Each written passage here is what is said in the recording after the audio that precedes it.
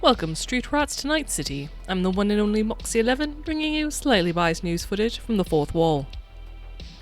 Wraith and Cass are in the heart of Sonny Mo's shipping container territory on Del Coronado Bay, having made a deal with him to get Blue somewhere alone. Just as Wraith and Cass are leaving, they do see a ship approach and a metal arm stop it before some gang members row out to the schooner. Seems even the water is watched. By the time they make it back to the car, the Eyes and his bodyguard have left. We start driving, and as they tell me the plan, I inform them about my visitor and how the plan needs to be changed. We debate what to do, including our other jobs, and surprisingly from Cass, he mentions we need to focus on the jobs that make money first. This surprises me, given the reluctance with Yoshino, that he would abandon a friend and his sister. Eddie's over life. I would have thought that from him. Certainly not me. However, as we'd already made plans, we decide to continue with our surveillance of the Jackal's Lantern, getting running at Cammy's so that Cass can check in on her. I promise to keep in touch before we head out to the Glen. At the Lantern, there's a line outside to get in, with clubgoers dressed in an 80s horror pop outfit.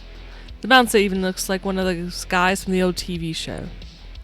When we reach him, he informs us that no guns are allowed in the club, so Cass brings our guns to the car. The bouncer does miss my combat knife tucked inside my boot. Inside, the first thing I notice are people dancing in cages dressed or altered to look like horror creatures. There's also a DJ booth sitting on top of a boiling cauldron with smoke pouring out of it onto the dance floor. The sides of the club have booths, a bar near the middle, and there's a wall that blocks off our view to another area. While I wait for Cass and Wraith, I take my time going to each cage that has a female dancer to inspect them as best I can and see if Jenny is being forced to work as one of them. Meanwhile, Wraith walks around, noticing a door that says employees only, a guard in front of it, but his charm doesn't quite get him past this time. He decides to try his luck with the DJ, announcing that Wraith is in the house, before returning to the guard, bribing him with some synth coke to get a meeting with the boss in one of the private booths. Aloud, he announces on his gun that he's at the Lantern and invites people to come party with him.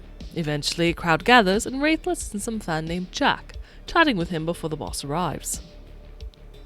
The boss of the club is of course Dracul, who looks like a retro vampire with burning red eyes and a neural processor on the side of his temple.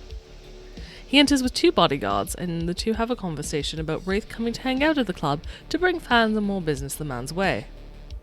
Conversation doesn't go great, and when Dracul leaves I notice he's annoyed, but not in a way that would leave a lasting impression. At least, not at that moment. When Wraith leaves, he stands inside the club bad-mouthing the owner as loudly as possible. During this time, Cass has been walking around the club and noticing security cameras before heading to the bar where he sees one of his ex-lovers, Kaze. He chats a bit with her before bringing me over, and we need to clarify I'm not his girlfriend. Again. We're honest with her, and she says she can talk to us at the end of her shift to meet her out back. When Cass and I exit, we leave Wraith to talk on the street, stopping at a food stall to grab a bite and chat, killing time until tonight. To watch the story unfold live, tune into Saves vs. Death every Saturday at 10 PM Eastern at twitch.tv/Saves vs. Death. If you can't watch live, be sure to subscribe to the Saves vs. Death channel on YouTube so you can watch it as soon as the recording is released. Or you can download it as a podcast. Stay safe, Cyberpunks. This has been your Night City Recap with Moxie 11.